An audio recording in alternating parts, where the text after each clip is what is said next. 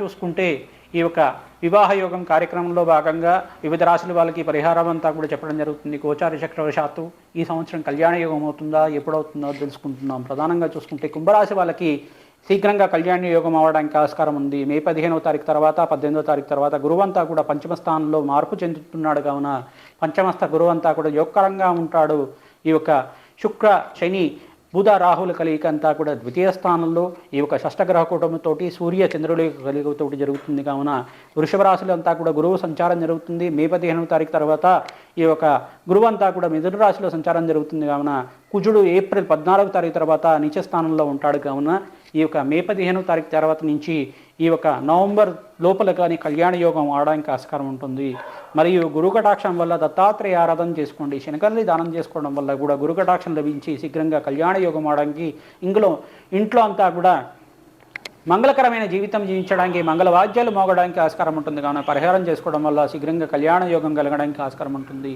జాతకరీత్యా కుజదోషము పరిహారం అంతా కూడా చేయించుకోవడం వల్ల కూడా శీఘ్రంగా కళ్యాణ యోగం అవుతుంది. పితృదోషము పితృశాపం కానీ ఏమైనా ఉంటే కనుక, శ్రీమూలకమైన శాపాలు కానీ, అష్టమస్థాన దోషం కానీ ఏమైనా ఉంటే కనుక సువాసన అచ్చ విధానం చేసుకోవడం వల్ల, ముత్తైదులకంతా కూడా ఈ యొక్క పూతాంబూలం పండు తాంబూలం చేసుకోవడం వల్ల, మంగళ గౌరి నోములంతా కూడా ఆచరణ చేసుకోవడం వల్ల స్త్రీలకంతా కూడా అఖండమైన సౌభాగ్యం లభించడానికి ఆస్కారం ఉంటుంది. వ్యక్తికి జాతకం అంతా కూడా లగ్నవశాత్తు మీ జాతకరీత్యా సప్తమాధిపతి యొక్కరంగా ఉండాలి. అష్టమ స్థానంలో అంతా కూడా పాపగ్రహం లేకుండా ఉండాలి. కావున ఇదంతా కూడా సూచనప్రాయంగా చెప్పడం జరుగుతుంది. గోచార చక్రవశాత్తు చెప్పడం జరుగుతుంది. కావున ఇది గమనిస్తారని చెప్పేసి తెలుసుకోవడం వల్ల మంచి ఫలితాలు లభిస్తూ ఉంటాయి. గోమాతకంతా కూడా పచ్చి ఆకుకూరలంతా కూడా సమర్పించండి.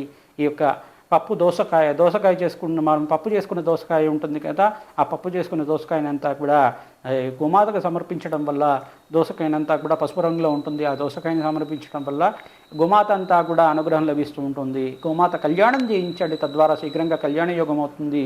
శ్రీకృష్ణుడి యొక్క రుక్మిణీ కళ్యాణం అంతా కూడా చేయించుకోవడం వల్ల కూడా కళ్యాణ యోగం అవుతుంది. శివపార్వతుల కళ్యాణం కానీ, సీతారాముల కళ్యాణం కానీ, వెంకటస్వామి కళ్యాణం కానీ 2 సార్లు కానీ శక్తి కొలది ఆచరించుకోవడం వల్ల క్షేత్రంలో కానీ పుణ్యక్షేత్రంలో కానీ చేసుకోవడం వల్ల కూడా ఈ యొక్క శుభకార్యాలు జరగడానికి ఆస్కారం ఉంటుంది. శనగల్ని దానం చేసుకోండి.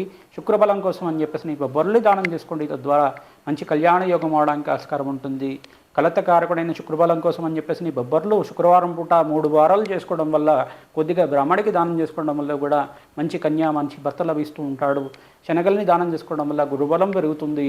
ఈ యొక్క కుజుడు కనుక జాతకరీత్యా అంతా కూడా బలహీనంగా ఉంటాయి కనుక కుజుడంతా కూడా యొక్కరంగా ఉండడానికి ఈ యొక్క అడగదానం అని చెప్పేసి అంటారు. మీరంతా కూడా కందిపప్పును దానం చేసుకుంటూ ఉండాలి, తద్వారా శీఘ్రంగా కళ్యాణ యోగం అవడానికి ఆస్కారం ఉంటుంది. పరిహారం చెప్పడం జరుగుతుంది.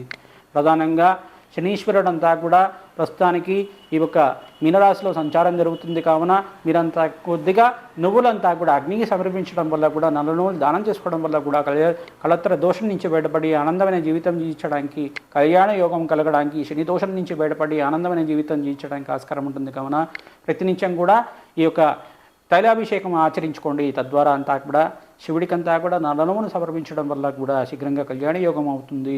మీరంతా కూడా పసుపుతో అభిషేకాదుల కార్యక్రమాలు చేయించుకోవడం వల్ల కూడా పరమేశ్వరుడికి కానీ, లక్ష్మీనరసింహస్వామి వారికి కానీ, వెంకటేశ్వర స్వామి వారికి కానీ, శ్రీరామచంద్రుడికి కానీ ఈ యొక్క పసుపు జలంతో అభిషేకాదుల కార్యక్రమం చేసుకోవడం వల్ల కూడా, చెరుకు రసము ద్రాక్షరసంతో అభిషేకం చేసుకోవడం వల్ల కూడా శీఘ్రంగా కళ్యాణ యోగం అవడానికి ఆస్కారం ఉంటుంది. కంచి కామాక్షిదేవి దేవాలయం దర్శనం చేసుకోండి. అరుణాచలేశ్వర ప్రదక్షిణను ఆచరించండి. ఓం అరుణాచలేశ్వరాయ నమః నామాన్ని జపం చేసుకుంటూ మాత్రం చేతిని అనంతమైన కోటి రెట్లు పుణ్యప్రాప్తి కలుగుతుంది. కావున అరుణాచలేశ్వరుడి యొక్క అనుగ్రహం లభించాలని చెప్పేసి ఆశీర్వాదం చేస్తున్నాం. అందరికీ కూడా ఎవరైతే కళ్యాణం కోసం ప్రయత్నం చేసుకుంటున్నారో వాళ్ళంతా కూడా నిత్యం అమ్మవారి దేవాలయంలో మంగళవారం రోజున కానీ, గురువారం రోజున కానీ, శుక్రవారం రోజునే కానీ, శనివారం రోజునైనా కానీ ఆడిచ్చిన పసుపుని కానీ, పసుపు కొమ్ములనైనా కానీ అమ్మవారికి సమర్పిస్తే కనుక మాలగా కానీ ఆ పసుపు కొమ్ములని సమర్పించడం వల్ల, ఒక 2 పసుపు కొమ్ములంతా కూడా ఇంట్లో తీసుకొచ్చి పెట్టుకోవడం వల్ల శీఘ్రంగా కళ్యాణ యోగం అవడానికి ఆస్కారం ఉంటుంది. ప్రతినిత్యం కూడా ముత్తైదులు యొక్క వాయినాల్లాగా ముత్తైదులకంతా కూడా సువాసన వచ్చిన విధానంగా పూతాంబూలం పండు తాంబూలం అంతా కూడా ఇస్తూ ఉంటారు. మంగళగౌరి అనుగ్రహంతో శీఘ్రంగా కళ్యాణ యోగం అవడానికి ఆస్కారం ఉంటుంది. శ్రీమాత్రే నమః నామాన్ని అంతా కూడా జపం చేసుకోండి. అమ్మవారి యొక్క నిత్యమంతా కూడా ఖడ్గమాల స్తోత్ర పఠనం చేసుకోవడం వల్ల, విండమాని చదవడం చేయడం వల్ల అమ్మవారి కటాక్షం లభించి శీఘ్రంగా కళ్యాణ యోగం రావడానికి ఆస్కారం ఉంటుంది కావున ఈ పరిహారం చేయడం జరుగుతుంది. శ్రీమాత్రే నమః. శివాయ గురువే నమః. ఓం నమః శివాయ. శివాయ గురువే నమః. జయ గురు దత్తాత్రేయ నమః. శ్రీమాత్రే నమః. ఓం గం గణపతే నమః. యా దేవీ సర్వభూతేషు మాతృరూపేణ సంస్థితా నమస్తస్తే నమస్తస్తే నమస్తస్తే నమో నమః. మాతృభ్యో పితృభ్యో ఋషిభ్యో నమో నమః. యూట్యూబ్ ప్రేక్షకులందరూ కూడా నమస్కారం అండి. ప్రధానంగా వివాహయోగం కార్యక్రమంలో గోచార చక్రవశాత్తు వివిధ రాశుల వాళ్ళకి ఈ రకంగా ఉంటున్నాయో, వివాహయోగం ఎప్పుడవుతుందో, దోషాలకి పరిహారం అంతా కూడా చెప్తున్నాం. ప్రధానంగా మీనరాశి వాళ్ళకి ఈ యొక్క గోచార చక్రవశాత్తు మీనరాశిలో షష్టగ్రహ కూటమి అంతా కూడా ఈ యొక్క ఫాల్గుణ మాసంలో అంతా కూడా సంభవిస్తుంది. కావున శుక్ర బుధ శని రాహు యొక్క సంచారం అంతా కూడా షష్టగ్రహ కూటంలో జరుగుతుంది. సూర్య చంద్రుల కలయిక అంతా కూడా మీనరాశిలో జరుగుతుంది. కావున బృహస్పతి అంతా కూడా వృషభ రాశిలో మే 15, 18 తారీఖులో ఈ యొక్క మిథున రాశిలో అంతా కూడా సంచారం జరుగుతుంది. కుజుడంతా కూడా మిథున రాశిలో సంచారం జరుగుతుంది. కావున ఈ యొక్క కలత్ర దోషం నుంచి బయటపడి ఆనందమైన జీవితం జీవించడానికి ఆస్కారం ఉంటుంది. సప్తమాధిపతి అంతా కూడా బుధుడి అనుగ్రహం లభించాలి. నిత్యమంతా కూడా మహాలక్ష్మి ఆరాధన ఆచరణ చేసుకోండి. తద్వారా శీఘ్రంగా కళ్యాణం చేసుకోవడానికి ఆస్కారం ఉంటుంది. ఈ యొక్క మంగళవారం రోజున మీరంతా కూడా తెల్ల ఆవాలనంతా కూడా బ్రాహ్మడికంతా కూడా సమర్పణ చేసుకోవడం వల్ల, కుష్మాడ దానం చేసుకోవడం వల్ల శీఘ్రంగా కళ్యాణ యోగం ఆడడానికి ఆస్కారం ఉంటుంది. గురుకటాక్షం అంతా కూడా చతుర్థ స్థానంలో గురువంతా కూడా మార్పు చెందుతున్నాడు. కావున ఎప్పుడైతే మే 15వ తారీఖు నుంచి వచ్చే మే దాకా మీకంతా కూడా గురుబలం లభిస్తూ ఉంటుంది. 60% గురుబలం లభిస్తూ ఉంటుంది. గురుకటాక్షం కోసం దత్తాత్రేయ స్వామి వారికి శనగలతోటి నైవేద్యం పెట్టుకొని ఆ శనగల మాలంతా కూడా పసుపు మాలలంతా కూడా సమర్పించడం వల్ల కూడా శీఘ్రంగా కళ్యాణ యోగం ఆడడానికి ఆస్కారం ఉంటుంది. పసుపుతో అభిషేకాదులు కార్యక్రమాలు చేసుకోండి. తద్వారా మంగళకరమైన జీవితం జీవించడానికి ఆస్కారం ఉంటుంది. వంశాభివృద్ధి కలుగుతుంది. కళ్యాణ యోగం కలుగుతుంది. మీకంతా కూడా మంచి ఆనందమైన జీవితం జీవించడానికి ఆస్కారం ఉంటుంది. కావున వ్యక్తిగత జాతకంలో పితృదోషము పితృశాపం కానీ ఉంటే కనుక దానికి పరిహారాలు చేయించుకోండి. తద్వారా కుజదోషం కానీ ఏమైనా ఉంటే కనుక సుబ్రహ్మణ్య స్వామి కళ్యాణము 2 సార్లు చేయించుకోవడం వల్ల కుజదోషం నుంచి బయటపడతారు. తద్వారా వ్యక్తిగత జాతకాలంతా కూడా పరిహారాలు చేసుకోవడం అంటే మమ్మల్ని కన్సల్ట్ అయ్యి మీ జాతకాలంతా కూడా చెప్పించుకుంటారని చెప్పి భావించి మీకంతా కూడా పరిహారాలు చేయించి మీకు ఆనందమైన జీవితం జీవించడానికి ఉపదేశం చేయడం జరుగుతుంది. మీరు జయగురు దత్తాత్రేయ నామాన్నంతా కూడా చేసుకోవడం వల్ల కూడా శీఘ్రంగా కళ్యాణ యోగం అవుతుంది. దేవేంద్రాణి నమస్తుభ్యం దేవేంద్ర విభావని వివాహ భాగ్యం ఆరోగ్యం పుత్రాన్ లాభం చదేమి నామాన్ని అంతా కూడా ఎవరైతే వింటూ ఉంటారో చదువుతూ ఉంటారో ఈ యొక్క అనుగ్రహం వల్ల, అమ్మవారి అనుగ్రహం వల్ల శీఘ్రంగా కళ్యాణ యోగం అవడానికి ఆస్కారం ఉంటుంది. యా దేవీ సర్వభూతేషు మాతృరూపేణ సంస్థిత నమస్తస్తే నమస్తస్తే నమస్తస్తే నమో నమః. ఈ శ్లోకాన్నంతా కూడా పఠనం చేసుకోవడం వల్ల శీఘ్రంగా కళ్యాణ యోగం అవడానికి ఆస్కారం ఉంటుంది. కావున ఈ శ్లోకాదులంతా కూడా 108 సార్లు నిత్యమంతా కూడా జపం చేసుకుంటూ ఉంటారు.